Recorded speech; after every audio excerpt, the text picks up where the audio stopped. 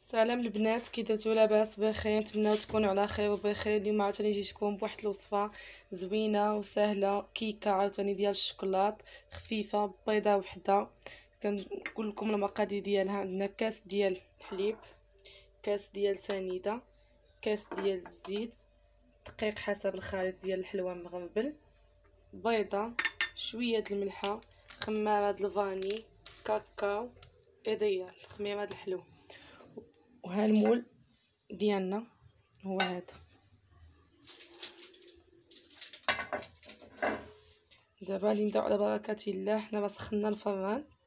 نبداو بالاول، غنديرو بيضه هي الاولى مع سنيده ونطربوهم مزيان، عاد نضيفو الزيت. بسم الله.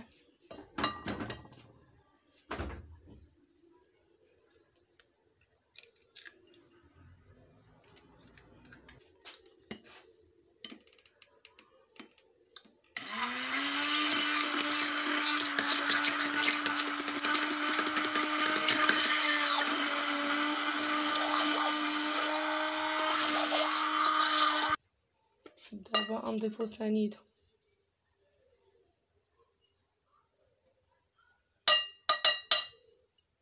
نطربوهم.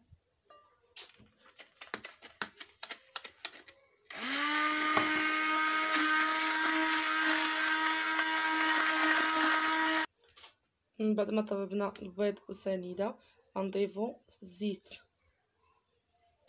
غنطفيه شويه بشويه ونزيدو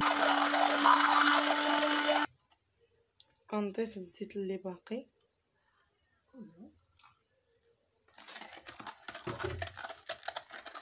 من بعد ما طربناه كيولي بحال هكا، شتي؟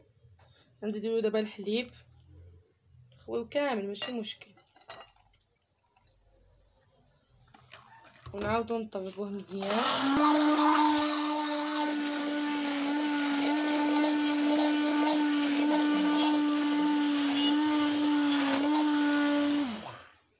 عاد غادي نضيفولو نيشه ديال فاني،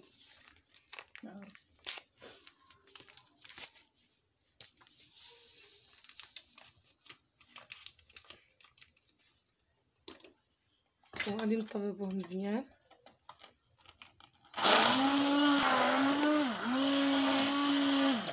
دابا غادي نضيفو الطحين شويه بشويه،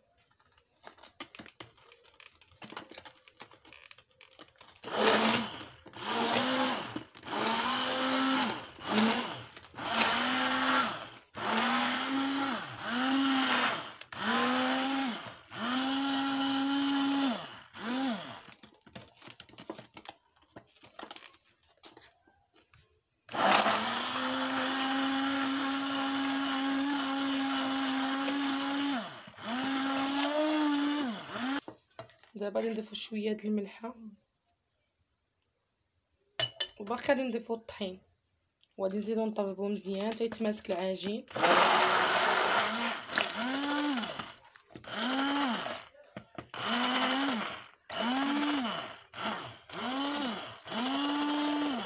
دابا هو العجين ديالنا غادي نجمعوه مزيان بهاد الباتور، حيت ما بغيتش نضيف الطحين حتى نشوف كيتجمع مزيان، حيت باقي غادي نزيد له الخماره، وباقي غادي نزيد كاكاو. خصني بعدا نشوف خاطر غادي تجمع ليا باش عاد نضيف الخماره. دابا غادي نزيد نعاود نخدم به مزيان.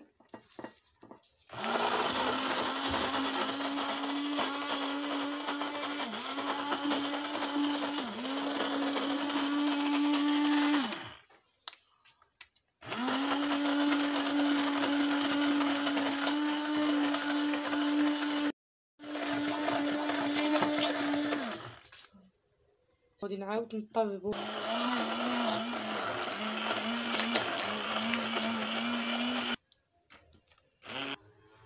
دابا غادي نزيد له الكاكاو،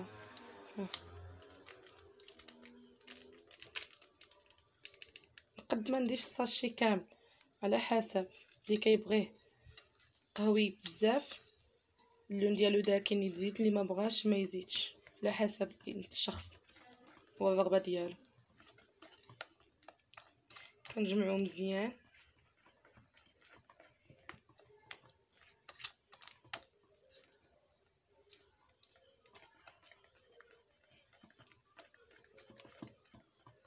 انا غادي نزيد الكاكاو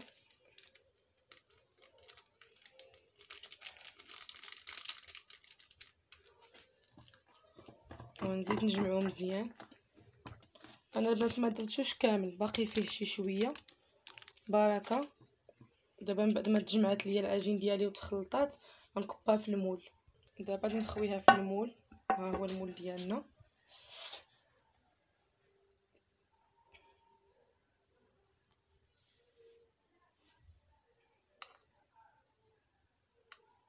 كتجي زوينه، نتوما غادي تجربوها وغادي تشوف. حتى هاد المول زوين، فاش غادي طيب غادي نقلبها حتى تبقى واحد البلاصه هابطه من التحت في الوسط. غنضيف لها الفلون ديال الشوكولاته. هانتوما غادي تشوفوا معايا الشكل النهائي ديالها. صافي دابا غادي ندخلها الفرن ديالي اللي سبق وسخنته، ولكن تنقادها باش تجيني متساويه بهذا الشكل هذا. دابا غادي ندخلها للفرن. باش غادي ندخلها للفرن نحسب لها ساعه الا ولا نص ساعه على حساب كل الفرن ديال الشخص، وغادي نقص منه مزيان حيت سبق وسخنته، وانسد عليها ونحسب لها 45 دقيقه ولا نص ساعه. من بعد نوريكم الشكل النهائي. ها الشكل النهائي ديال الكيكه ديالنا. ها هو كيجي بحال هذا الشكل، تيجي بحال هكا. عاد غادي ندير انا الفلو هنا في هاد الطبقه الفوقانيه، نخليها تبرد ندخلها للثلاجه. وها المول ديالنا زوين وكاع ما كيلصق، والله الا زوين منبيم زوين كاع ما كيلصقوا، زوينين نصدقوا. دابا غادي نديرها في الثلاجه تبرد شويه، على ما تبرد غنسقيها شي شويه، نصوب لها شويه السيرو ديالها، غندير هي واحد شويه نيس الليمون ونسقيها به هو وشويه سنيده. وعلى ما نصوب الفلون ديالنا تكون هي بردات شي شويه، ندير الفلون ديالنا يوجد باش نصوبو في هذه البلاصه الوسطانيه هذه اللي هنا. وانتوما معايا تتشوفوا الشكل النهائي ديال هذه الكيكه العجيبه ديال بيضه وحده. انا البنات دابا تنصوب لها السيرو ديالها. انا درت هنايا 2 معالق صغار ديال المربى المشماش مع شويه الماء، درتهم فوق النار باش يذوبوا شي شويه ويتعسلوا شي شويه بها، باش غادي نسقيها عوض السكر والماء. باش نصوب السيرو قلت نفضل ندير المربى المشماش ولا اي مربى متوفر عندكم في المطبخ ديالكم، يمكن لكم تصوبوه وديروا لها هي الكيكه. غتجي زوينه يحمقوا عليها الدراري الصغار ولا حتى حنايا الكبار عجبنا. المهم ما نكثروش منها شويه باش ما نغلاضوش. دابا غادي نصوب السيرو ديالها حتى هو باش يبرد شي شويه باش عاد نسقي بها الكيكه ديالي. ومن بعد نصوب شويه الفلون، ما عنديش انا كامل، ندير غير شويه، ما عنديش الساشي كامل، غندير غير شويه منه وشي كاس ونص الحليب بارك. حتى هو تيغلي دابا هذا، كنحرك بشويه بشويه بشويه حتى يستنجم بعضياتهم ويولي معسل. عاد نطفي عليه البوطون ونخليه يبرد شويه باش نسقي الكيكه ديالي، راني درتها في الثلاجه. وها نتوما معانا من بعد ما بدات الكيكه ديالنا البنات. ها هو السيرو ديالها، ما درتش الليمون ولا الماء، درت هي كونفيتور شويه د الماء. نحاول نسقيها شويه.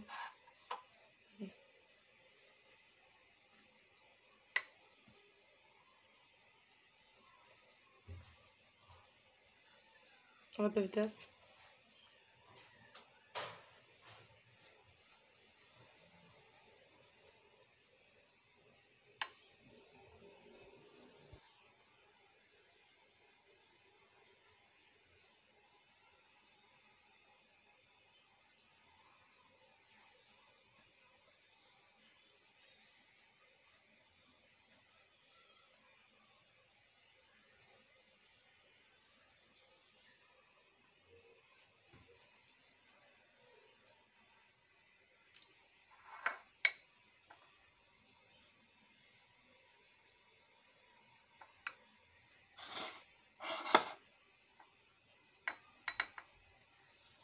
هي قبلوا علينا وصافي. هادشي هي بسيط وسهل واقتصادي. وهكا تحطيه للضياف.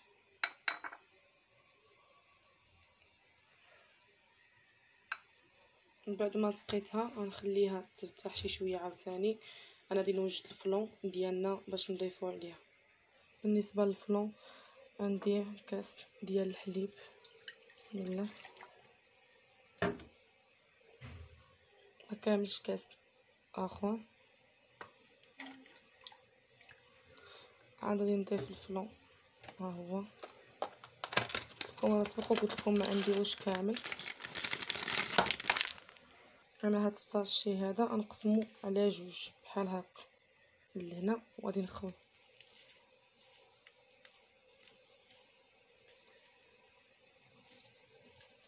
هذا تيكون فيه سنيده صافي. قسمته على جوج، من بعد غنضربو مزيان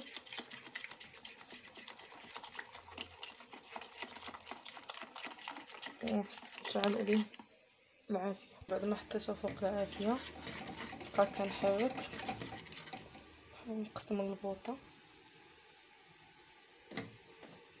غادي نبقى كنحرك مزيان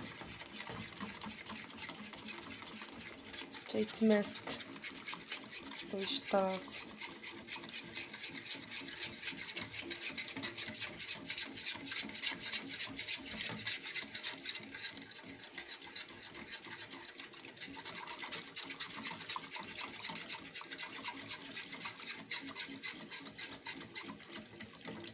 مزيان خلاص الفلون كلشي كافي صوبو فاش غادي يتماسك مزيان.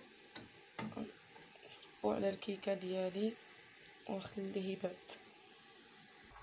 ها هو البنات وجد الفلون ديالنا نكبوه غير شويه بشويه باش على حساب القياس الكيكه. بسم الله،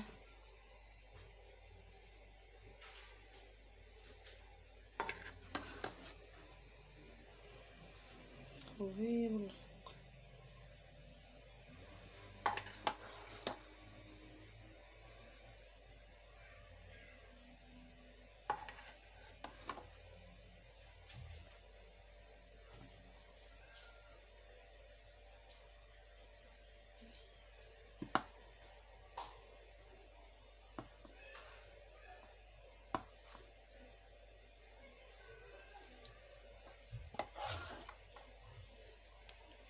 هي غتبقى تشربها الحليب الكيكه، ما تخافوش.